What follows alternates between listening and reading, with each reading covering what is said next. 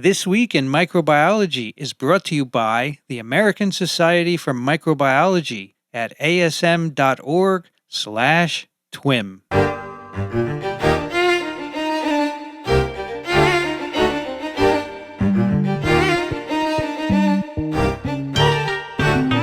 This is TWiM, This Week in Microbiology, episode 315, recorded on July 11th, 2024. I'm Vincent Racaniello, and you're listening to the podcast that explores unseen life on Earth. Joining me today from Charleston, South Carolina, Michael Schmidt. Well, hello, everyone. Here we are deep in summer. We are deep in summer, and it feels like summer across the country, except on the West Coast, where it feels like you're in an oven. Yeah. Here it is 81, well, I should say 58% humidity and 31 degrees Celsius. Not too bad. Very nice day. And here we have 34 degrees Celsius or 93 degrees Fahrenheit. And today it's Michael and me.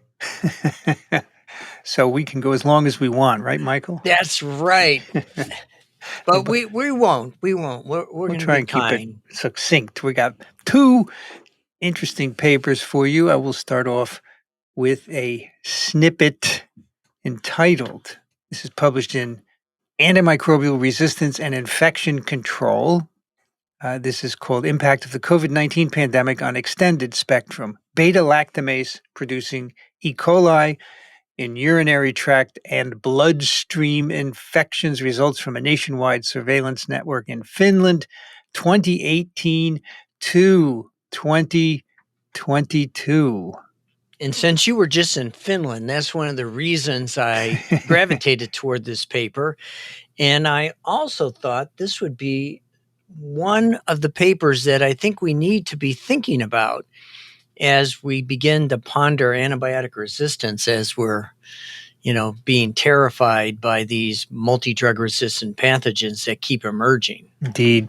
The authors are from the University of Eastern Finland, the Finnish Institute for Health and Welfare, and the University of Turku. And I am going to try and pronounce these authors' names, although Finnish is really tough. Mm-hmm. The first author, Ilma Virta, Olgren, Raisanen. So the A with the two dots is not Rai like I'm pronouncing it, but I can't remember how you pronounce it. Kinnunen, Hakanen, Rantakoko, Halava, and Litikainen. The Finnish names are just so much fun to It isn't it, but small children do it all the time. That's right. They do it all the time. So this is all about antimicrobial resistance, which is a big public health threat. We talk about it all the time. If you go to ASM, you'll have many, many talks on antimicrobial resistance caused by misuse, overuse of antimicrobials, poor infection control and prevention. So we have initiated what we call antimicrobial stewardship programs to try and reduce the abuse of antimicrobials. But in addition to overuse, things like emergence of multi-drug resistant bacteria in both livestock and agricultural products, foreign travel. People bring the bugs with them as they travel. And particularly if you go somewhere with a lot of multi-drug resistant bacteria. And this paper looks at what happened during COVID in Finland. And what they are looking at are urinary tract infections and bloodstream infections. And the leading cause of those is E. coli. Big problem, a lot of disease, especially among older people. And there have been multi-drug resistant E. coli emerging, which causes big problems there and it makes it harder to treat. In particular, you would treat them with beta-lactamase antimicrobials and extended spectrum beta-lactamases, beta-lactam antibiotics. And the beta-lactamases are the resistance mechanisms, and these make resistance to many different antimicrobials. And once you get one of those, we've effectively exhausted the cupboard of good antibiotics by the time they break out the ESBLs, Yep. and we're in big trouble. And I think one of the things we need to point out to our listeners who may not know, Finland is a nation of about 5.5 million people. And Yep. what's really neat here is they ran in this particular study susceptibility tests on 564,000 urine cultures and 23,860 blood isolates. Amazing. And that's 10% of their population. I mean, that we couldn't do that in the United States. You know, when I was in Finland, I looked up the population, as you say, 5.5 million people, huge landmass, right? It's a really Yes. big landmass. And that's half the population of New York City. Yes. So you couldn't even do this sort of study in New York City, I don't think. You have too many different health systems. Yep. And the beauty of Finland is that, you know, they used polio vaccines. They eradicated polio using inactivated polio vaccines. Now they've introduced an H5N1 influenza virus vaccine for at-risk people, for example, those who work with chickens. Wow. They're forward-looking. It's really impressive. So the goal here was to look at the impact of COVID on the epidemiology of extended beta-lactamase producing E. coli. So E. coli that are resistant to multiple beta-lactam antibiotics. And as Michael says, they use a national database. Everybody's health information is put in one database. And as Michael said, you can't do that in the U.S. because we don't do that. It's all fragmented. You go into many medical offices, you still see the filing cabinets with paper. Right? Absolutely. It's amazing. So this is the period of study is 2018 to 2022. They identified in the database, FinRes, I guess Finnish research, FinRes database, 848,168 urine cultures and 56,788 blood cultures. And of these, 71% of the urines and 45% of the bloods were identified as E. coli. It's a lot. Mm-hmm. The total number of all urine isolates decreased during this period, which includes COVID. And that's not surprising. People are not going out to get tested. But for blood, they remain stable. So, you know, that's a serious illness. If you have a blood infection, more likely to send you to a clinic. Yeah, a hospital. Of the urine E. coli isolates, 88% were from females and 11% from males, which is a typical pattern, right? Absolutely. Much easier for E. coli to get up the female urethra than the male urethra. And, but in the blood, it was almost 50-50, 58% female and 41% male. And that's going to illustrate what their principal finding is going to be. It illustrates that the study is properly controlled. It's just not, if they just looked at urines alone, it would look like it was an artifact. Right. But the fact that they're doing blood samples where the people are still getting sampled, whereas if you have a UTI, you'll tell your doctor you have pain on urination, they'll prescribe something over the phone to you. Michael, how do you get a UTI? Principally, it's you don't drink enough water and things begin to back up. All right. And so the key is not to get dehydrated, drink plenty of fluids, and to void and not to hold your urine. Voiding because greatly flushing gets rid of the E. coli, right? Yeah, absolutely. So the E. coli make their way from the anus to the genital tract, and it's much easier for that to happen in women, obviously, anatomically. Absolutely. And so that's why peeing a lot is really important, right? As well as you can get it through sexual intercourse as well. Yeah, so I know a woman who said, you know, I was on an 8-hour flight and I don't like to pee in the airplane bathroom. I was dying to pee. When I got into the airport, I peed. And then a few days later, I got a UTI. Yeah. So there you go.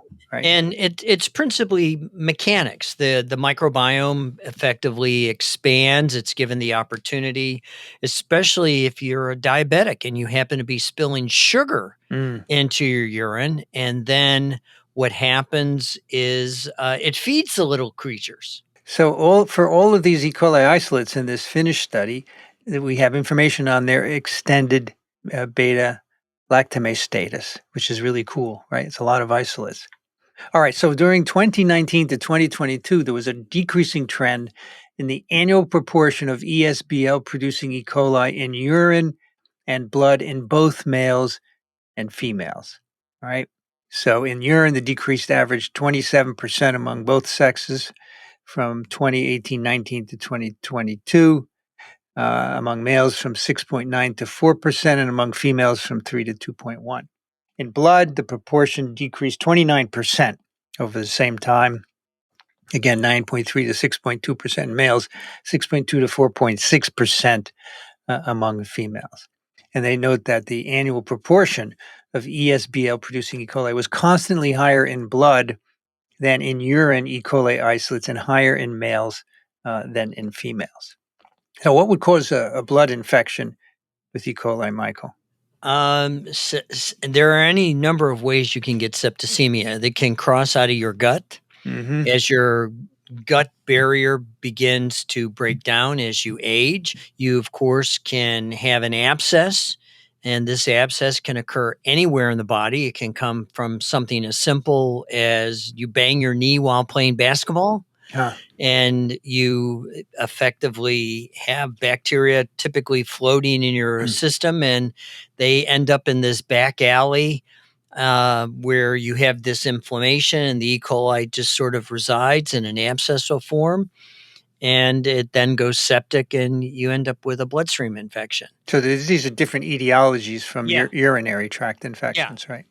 Or it could literally cross from the bladder. Mm-hmm. It can escape out of the bladder, go up through the kidney, and the kidney is, hypervascularized because that's what it does. It filters blood, and the consequences, they sort of sneak their way in, especially if you develop pyelonephritis. Right.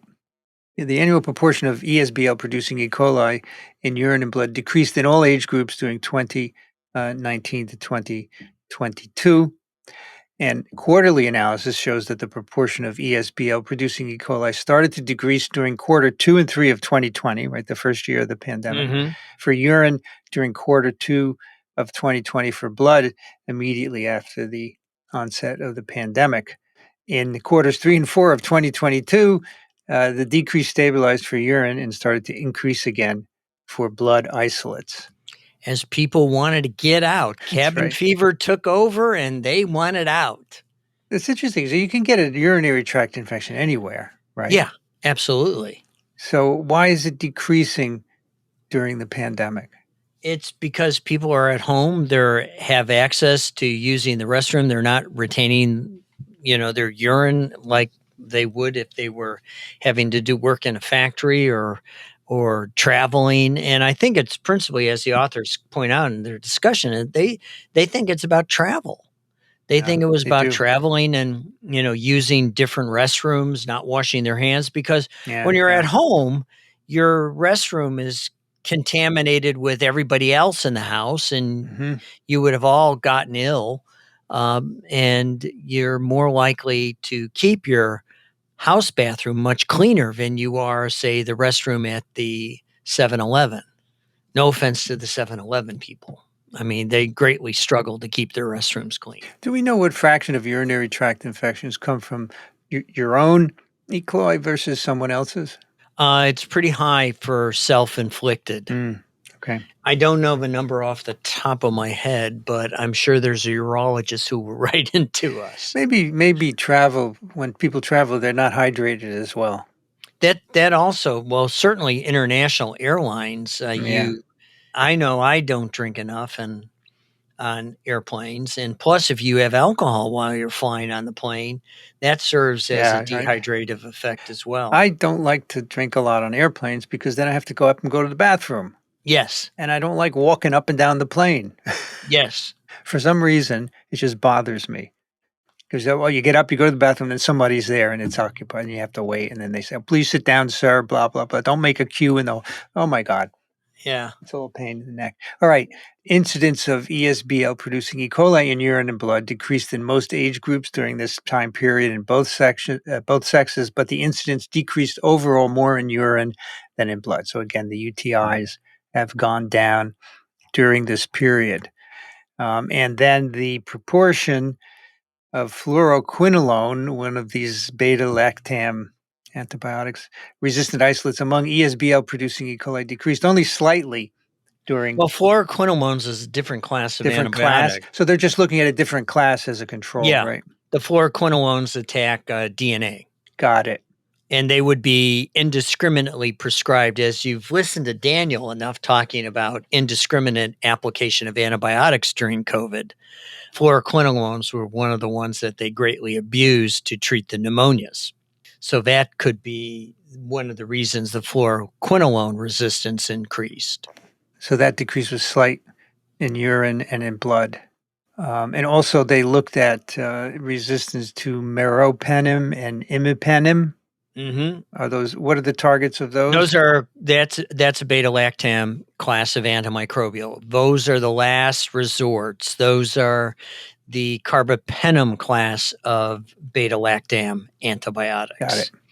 So carbapenem and meropenem are the drugs that they pull out of the cabinet, and oftentimes they're under restriction where you need an ID consult in order to get access to them in many hospitals that have active aggressive antibiotics stewardship programs. Right.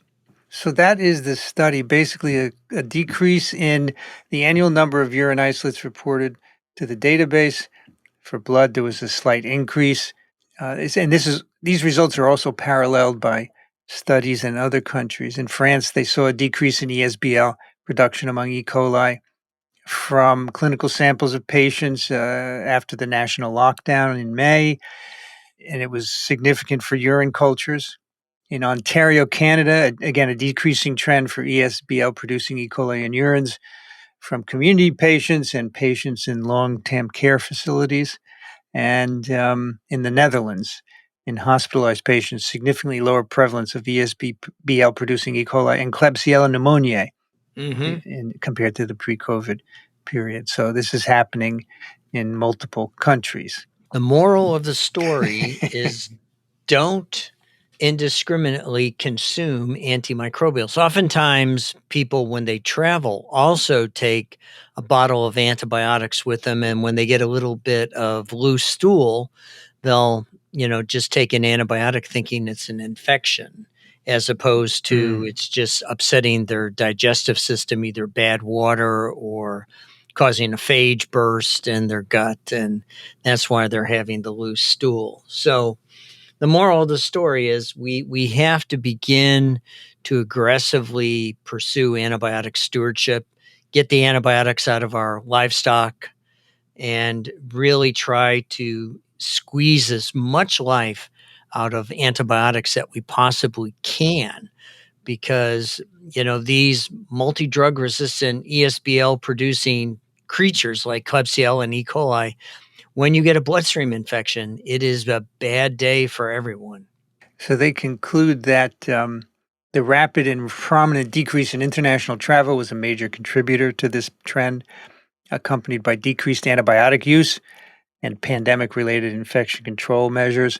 So they say we should inform travelers on the risk of multi-drug resistant bacteria that they could encounter in their travels. They should do appropriate hygiene measures, and appropriate antimicrobial use is also crucial.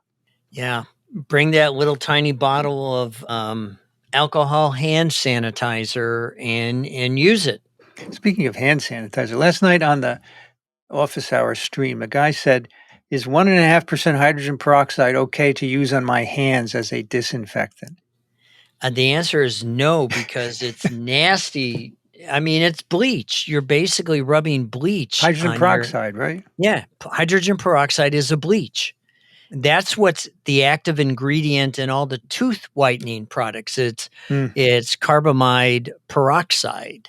And so you're effectively dumping hypochlorous acid on your hands, and that's very deleterious to your skin. Yeah. So you're effectively going to dehydrate your skin and damage the subdermal layers that are, because we're constantly sloughing skin off of our palms. But at the same time, that's going to be nasty.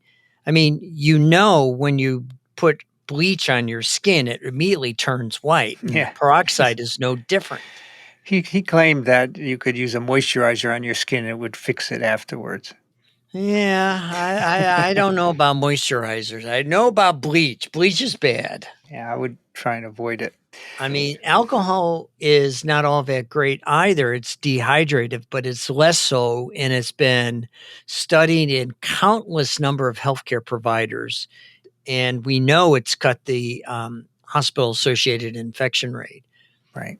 Okay, Michael, what do you have for us now? Oh, I got a really neat paper. This appeared in the July 5th edition of Science Magazine, and it's entitled The Evolution in Host-Specific Adaptation of Pseudomonas aeruginosa. It's by Wyman and 29 other authors, principally from institutes in the United Kingdom, Ireland, Canada, and Italy. So today we're going to address how bacteria become pathogens. And no, I don't necessarily mean opportunists, but what rather drives them to change their spots, going from a relatively useful environmental microbe where it serves to mineralize a wide variety of organic material left behind, to this frank pathogen that we all fear. Bottom lining this up front, up until this point in time, it generally remained unclear how Pseudomonas aeruginosa evolved into this highly adapted, globally disseminated pathogen. So the author's aim was to understand how the pathogenic evolution of Pseudomonas happened. And the way they did this is they combined population-level genomic exploration with transcriptomic and phenotypic studies. In other words, this paper has something for everyone. I don't believe we need to offer to our longtime listeners of TWiM that Pseudomonas is an opportunistic pathogen that's often resistant to multiple antibiotics because it eats organics for a living. It has an ability to infect individuals with underlying immune deficiencies. Whether that be diabetes, whether that be cancer, whether it be inflammatory lung diseases like cystic fibrosis. And for those of you who may not know, cystic fibrosis is an autosomal recessive genetic disorder that damages the lungs, the digestive tract, and other organs. And it's caused principally by a defective gene in the human host called the CFTR, or cystic fibrosis transmembrane conductance regulator gene, that can be passed down through families. Again, it's autosomal recessive.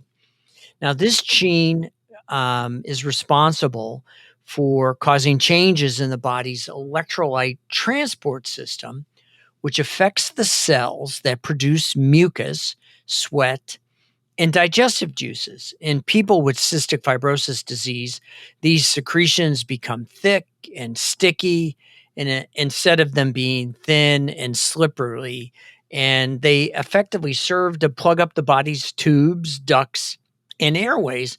And the way parents generally discover that their child is a CF individual is their skin tastes salty to them, and they discover this when they kiss them goodnight. Wow.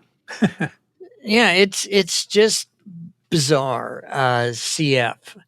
Now, in this study, the authors evaluated a global collection of close to 10,000 isolates of Pseudomonas aeruginosa. Again, a very big sample size that we're looking at. And these isolates were recovered from humans, animals, as well as the environments. But the majority of the isolates, 9,573, were from human clinical samples that were from 2,700 patients. And from this, they were able to identify 21 major clones, which they referred to as epidemic clones. So they're getting around one of your conundrums that you and Daniel are always having on TWiV, talking about strains and variants, and they just call them clones. And These epidemic clones cause most of the clinical Pseudomonas aeruginosa infections worldwide, and they were found to be widely distributed across the phylogenetic tree, meaning looking at the Pseudomonas genus, and they've all spread globally. Now, from the perspective of a taxonomist, a clone is simply operationally defined as a population of bacteria that originated from a single ancestral cell. Mhm. It represents the current and the clone that they're calling represents the current generation of individuals descended from that initial cell. So, to the untrained, these epidemic clones were adapted to a particular infectious circumstance. Now, the authors estimate using some fancy statistical regression that the clones emerged between the late 17th and 20th centuries, where the selective pressures driving their emergence and retention as pathogens was likely driven by changes in human population density, migration patterns of the host, and or air pollution, as with Pseudomonas, when it opportunistically infects people, generally is responsible for lung disease. So, what is involved in transforming a clone from something that is normally relegated to a role as a global recycler to a pathogen? In a word, they offer that the steps involved include saltatory evolution, which, to give you a visual, means by leaps. But I think for the long-term listeners of TWiM, I think it's simply safer to refer as by its more pedestrian designation rather than saltatory evolution. Rather, we're just going to call it horizontal gene transfer. For example, you might imagine the transference of a pathogenicity island containing the genes for type 3 secretion. And Pseudomonas aeruginosa, part of its virulence package in people comes on a pathogenicity island, and it's got all sorts of tricks on that PA. So these newly acquired genes are then responsible for the epidemic clones.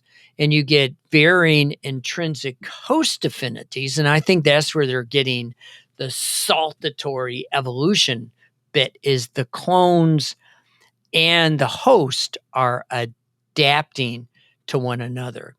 And so they then go on to link these specific transcriptional changes in the pathogen to effectively make an argument that they're surviving within macrophages. And then through multiple rounds of convergent host-specific adaptation, you get the eventuality of their loss of ability to transmit between different types of patient groups. And we'll go on to show that one particular epidemic clone only causes disease in individuals with CF, while another epidemic clone causes disease in folks without CF. So what this paper is going to do for us is give us an opportunity to think or evaluate their perspectives on the value, or, if you will, importance of global surveillance in cross-infection prevention in averting the emergence of future epidemic clones. So now we're going to get into the meat of the paper.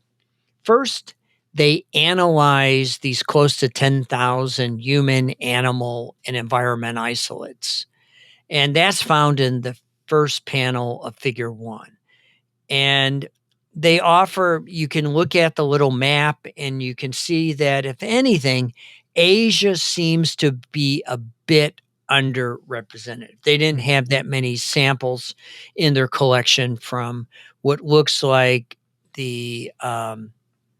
that would be the eastern portion of the Russia, as well as the western portions of China. Gosh, it's nothing from Russia at all. No. And so they did this using single nucleotide pairwise comparisons, or many of you know this as SNPs. And then they stratified the SNPs into clones, offering that there were 21 major lineages containing isolates. But they're not just calling, you get an N of 1. The isolates had to be associated with at least 30 individuals. This then provided them a sense of confidence that they were dealing with a microbe that could potentially cause an epidemic, or their epidemic clones. They then were further characterized by using a finer mapping technique that we've talked previously on TWiM, and I'll drop a reference of this technique into the show notes for you. It's called multi-locus sequence typing, or MLST, which evaluates the genetic differences between bacterial isolates of the same species or even same strain by using 7 to 8 housekeeping genes. And most bacterial species have sufficient variation, or if you will, genetic drift in the non-coding portions of not the non-coding, the critical regions of the gene to provide many alleles per locus. And so this then allows billions of distinct allelic profiles to be distinguished using the example that's typically used is about 7 housekeeping genes. And for example, an average of 30 alleles per locus allows you to discern 20 billion genotypes, which is, if you did whole genome sequence, you would effectively be able to do that. So this gives you an idea of how you can streamline not having to sequence 20 billion isolates. And all of that work resulted in the following top-line conclusion.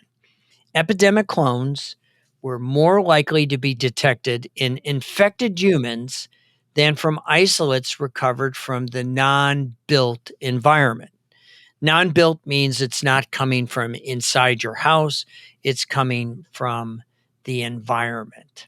What was neat is that because their sample collection spanned a period greater than 100 years, the isolates in their collection were collected between 1900 and 2018, they could explore the historical origins of these epidemic clones using Bayesian Templar reconstruction. Now, the conclusion from this series of analysis was that the epidemic clones emerged non-synchronously between the late 17th and late 20th century. And then they use another technique that I wasn't familiar with called skyline demographic modeling, which, as its name implies, infers there's some sort of skyline plot. And skyline plots are graphical representations using statistics to effectively describe a historical effect on the population size as a function of time. And I dropped into the show notes a reference on skyline modeling because I went down that rabbit hole and it's pretty neat. So there's skyline modeling allow them to infer that the community of epidemic clones underwent at least one major population expansion between 1850 and 2000, which candidly I struggled to interpret, not being familiar with how to read a skyline plot. I guess the leveling off, because the only thing I could discern from the skyline plot was that it leveled off. And so I guess that implied it only happened once rather than a typical sawtooth like I would have expected if it was more than once. The second area they explored was whether or not horizontal gene transfer was likely the act that drove the emergence of these epidemic clones. Well, that was not a surprise to me, given that what we talk about often on TWiM is type 3 secretion and pathogenicity islands. And so here they examined, and this is a really neat approach because we've also talked about this on TWiM in the past, the pangenome, those minimal essential genes you need to be that genus and that species. And they used another fancy program, Panaru. They got all sorts of cute names in this, Panaru, and I didn't know what that was. Panaru is, again, a graph-based pangenome clustering tool that is able to account for the many sources of error introduced by us, the researchers, during the annotation of prokaryotic genome assemblies. And recall that the pangenome is, if you will, like the base model of the microbe before the options are added.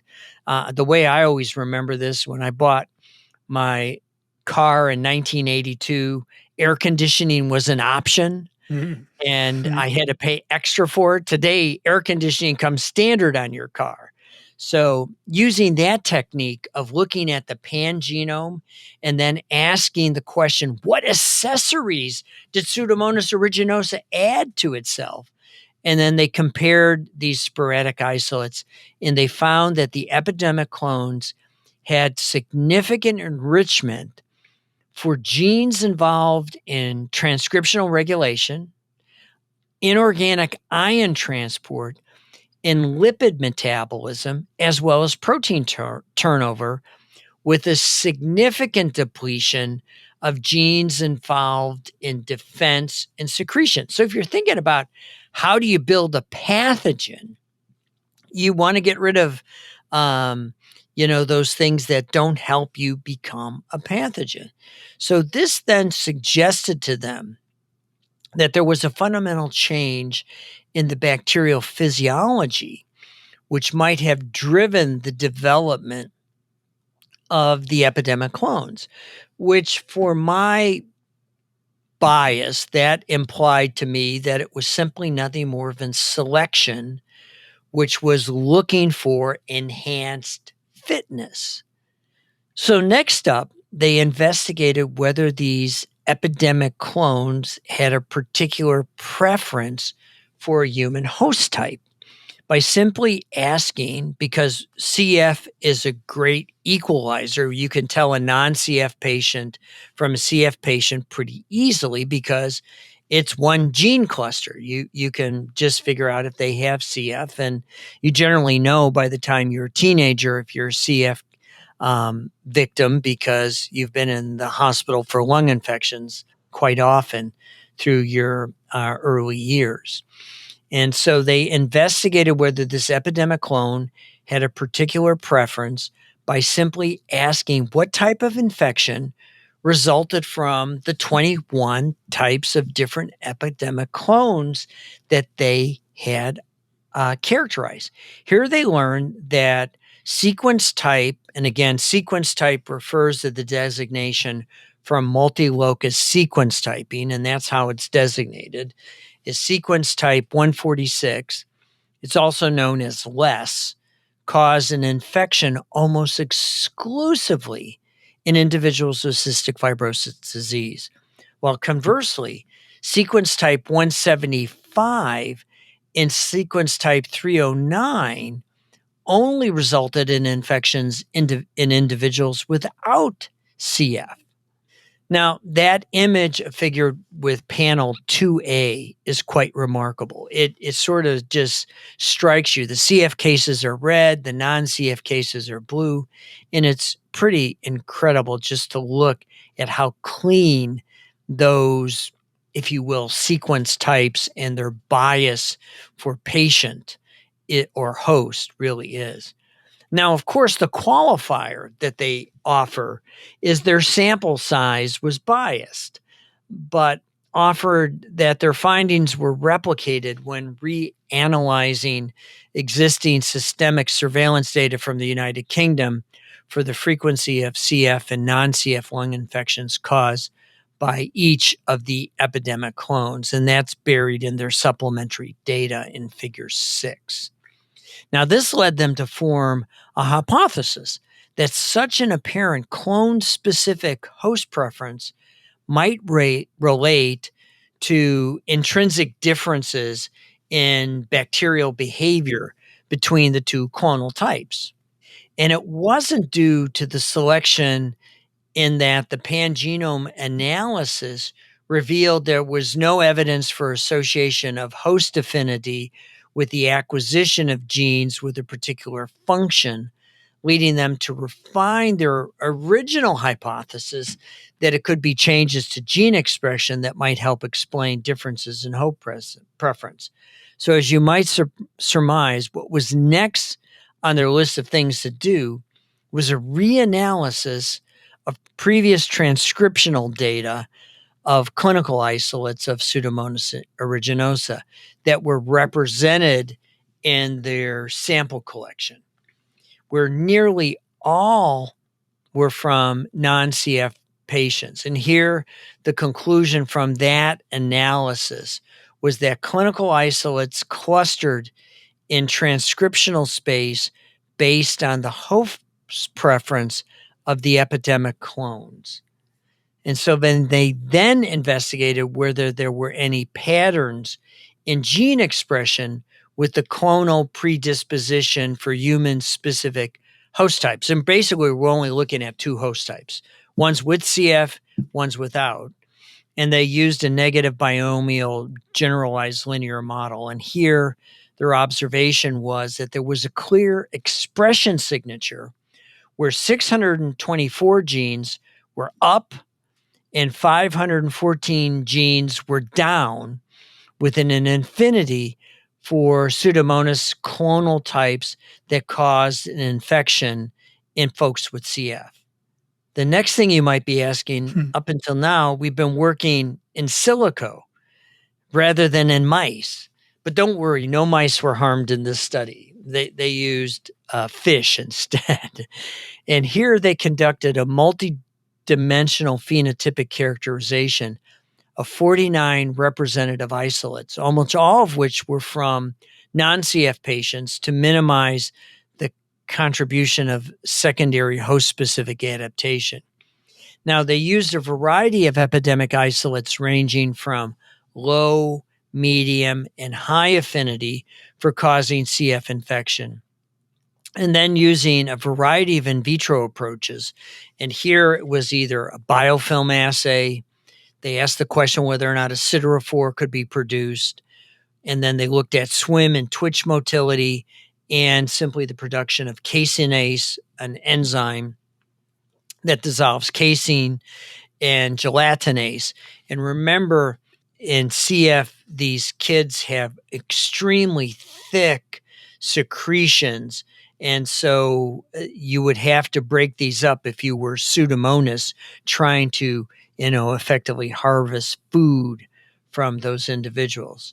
So they switched things up and asked how the isolates behaved in asking a direct question of how they are able to withstand intracellular killing by macrophages that, together with neutrophils, are thought to be our first line of defense against bacterial lung infections. And here they called bingo. Here they observed increased survival within macrophages of high affinity CF clones in both the wild type and CF isogenic macrophage cell lines. Now, this then suggested to them that they had enhanced host innate immune evasion, and that might explain the intrinsic success of a particular epidemic clone in infecting a CF patient. Digging in deeper, they then explored the mechanism behind enhanced intracellular survival using this high affinity CF clone and discovered that both the expression of the stringent response modulator DKSA1 and the activation of its regulon. Recall that a regulon is going to turn on many other genes that are controlled by this common regulatory pathway in bacterial gene regulation, were associated with CF affinity, which is beautifully illustrated in figure 3A. Again, they drew from existing literature where they have already knew that the gene DKSA1 A1 has been implicated in enhancing Pseudomonas aeruginosa survival within mouse macrophages and increasing tolerance to hydrogen peroxide. They did what any self-respecting experimentalist would do. They knocked out the genes and examined the impact of bacterial survival by using in vitro and in vivo models of non-CF and CF infection. It is here where we get our first laboratory-derived data rather than in silico.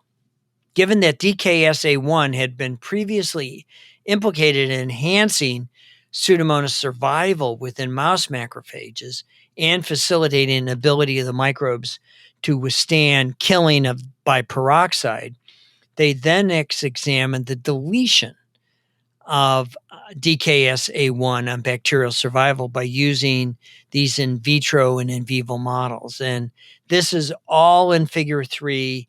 And what you'll distill out of the 7 panels that are a bit to get through, so I'm just going to glance over them, is the bottom line. The data support the intrinsic levels in DKSA1 expression levels in some epidemic clones may have enabled them to potentially exploit innate immune defects in CF and adopt the specific evolutionary strategy of replicating within macrophages.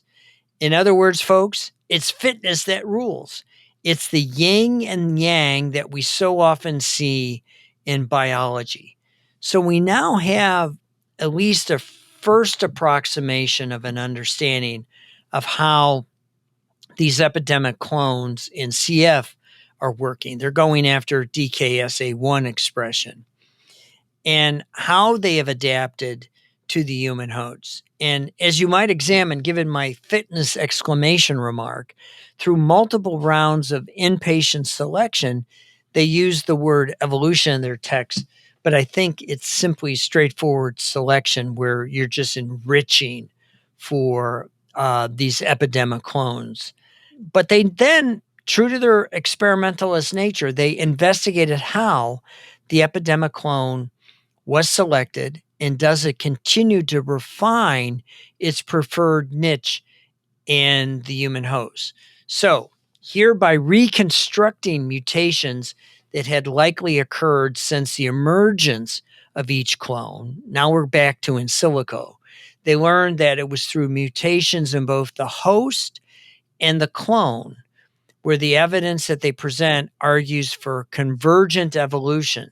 Specifically, they identified 224 out of the 5,641 genes that simply offered a higher number of total mutational burden that would be expected by chance. And figure 4 gets into how they did this. It's with principally a Poisson test, leading them to refer to this all as pathoadaptive genes. There's more evidence in support of this, but it's hard to digest when you're only listening. So I encourage you, if you have an opportunity, to take a look at the last 2 figures of this manuscript. Bottom lining this observation, they saw that it was convergent host-specific adaptation of Pseudomonas aeruginosa, and then putting this all together, they offer as their last result that it was a distinct evolutionary trajectory that led to the host specialization. Now, this took me to the most fascinating section of the paper. By using this ancestral state reconstruction, they asked the order that each pathoadaptive mutation occurred, which enabled them to create figure 5, or the evolutionary trajectory that the isolates followed. Or more simply put, how a soil-dwelling generalist became the badass lung pathogen of humans.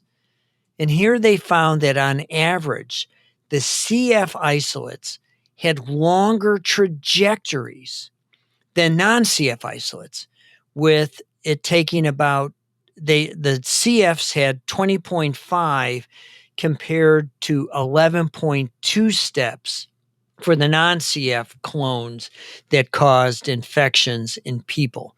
So by looking at the frequency of mutations in these, if you will, pathoadaptive genes at each evolutionary time step, they were able to cluster the genes into 5 groups with distinct timestamps, or if you will, a signature, that then offered that the mutations in specific genes may be important at different stages of evolution. Now, that makes perfect intuitive sense because you don't know what's coming. You effectively adapt for the now, not for the future. Now, here's where I'm going to go out on a limb. And if Michelle were here, she'd yell at me. That she's Since not, so so I get to go out on a limb, and I wondered out loud how an AI bot. We're now living in these AI bot for worlds. sure. Will we begin to use the insight that these authors offer to us to refine our understanding of the molecular evolution of pathogens? If you will we be able to find what's important for pathogenesis? And they closed by offering that they investigated host-specific pathoadaptation by examining the relative frequency of gene mutations occurring in CF compared with non-CF isolates, and on bacterial transmissibility based on the frequency of specific gene mutations found in the isolates from 2 patients. They then use that information to create a map of the contribution of each pathoadaptive gene to these evolutionary processes, which is figure 5, panel B. Anointing or annotating, well, I may be a Freudian slip saying anointing each gene by previously known or experimentally derived function. So at this point, my head was spinning, but the editors of Science did me a favor. They wrote us the 1-page summary that often is included with research articles, and it's got a great figure. And so they walk us through this 4-panel figure. And first, you get horizontal gene transfers, generates the epidemic clones. You then look at the pangenome graph. You look at what's involved in transcription, defense mechanisms, and metabolism. Then you have these epidemic clones that have intrinsic host preferences. That the bottom line there is it facilitated intracellular survival. And then you get the divergent evolution based on the distinct phenotypic differences of the host. A CF patient is very different than a non-CF patient. And they look at the protein networks and they beautifully color code this where CF is red and non-CF is darker blue. And you can see the protein networks, if you will, evolving. And then finally, the last panel, you have host specialization constraints and transmission. And here you can see there's distinct clones for the patient types that, if you will, evolved with our emerging population. Because up until the advent of antibiotics, not too many people with CF survived to childbearing age unless it was a weakly penetrating version of CF. They died from lung infections fairly early on. So this is a really neat paper to take a look at. And as I said, I was thinking about how papers like these are going to help us inform what these large language model artificial intelligence machines need to do and begin to think about as we're writing the algorithms to try to help us decipher pathogenesis. So let me understand this. So growing in macrophages is a big property. That's the one where they actually did an Yes, experiment, that's the one where they did the experiment. right?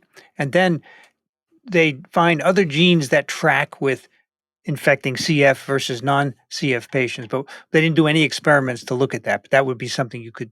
Well, it's hard to do. It was in silico. It Yeah, was in silico. but that's hard to do because we don't have CF zebrafish and non-CF No. zebrafish. So Correct. harder to do, but maybe one could track those genes in populations as these bacteria spread and see what happens to them, for example. Or use a simpler model than CF. Yeah, it's really interesting that some of the bacteria specialize in non-CF patients, right? Yes. That was the cool bit about this paper. I mean, it's really quite provocative. You can understand why there's 30 authors, and it's multiple groups. They bring tremendous resources of computational biology to this, as well as there were a few experiments. I think it always gives legitimacy to a paper that's mainly in silico when you do some experiments to test some of your associations, right? Absolutely. I think that's really important because in silico by itself is just not always going to give you the right answer. No, and you don't know if you can, prove it out. What other bacteria would be amenable to this kind of analysis? Well, Salmonella, Legionella, any of the facultative intracellular parasites, Listeria, Mycobacteria is a big one. Legionella would be interesting. It's relatively recent, right? Yes. But Legionella has been around for a long time. Yeah. And Legionella caused Pontiac fever before it was appreciated as Legionella. Right. And, it's unfortunate Michelle's not here. She's an expert on Legionella. She could weigh in on how Legionella maybe has undergone this adaptation to the host. Because before Pontiac fever, it probably caused infections. We just didn't notice it. It was pneumonia. Yeah, and then it evolved over time to cause these outbreaks, very much like we're talking about here, right? Yeah. It's very interesting. All right. That is TWiM 315 for mid-July 2024. You can find the show notes at microbe.tv/TWiM. If you enjoy these programs, these science programs, we'd love to have your financial support to keep them going. You can go over to microbe.tv/contribute. We have a number of ways you can help us out financially. And remember, Microbe TV is a 501c3 nonprofit, so your contributions in the U.S. anyway are federal tax deductible. Michael Schmidt is at the Medical University of South Carolina. Thank you, Michael. Thank you, Vincent. I'm Vincent Racaniello. You can find me at microbe.tv. I'd like to thank the American Society for Microbiology for their support of TWiM and Ronald Jenkins for the music. This episode of TWiM was edited by Ray Ortega. Thanks for listening, everyone. We'll see you next time on This Week in Microbiology.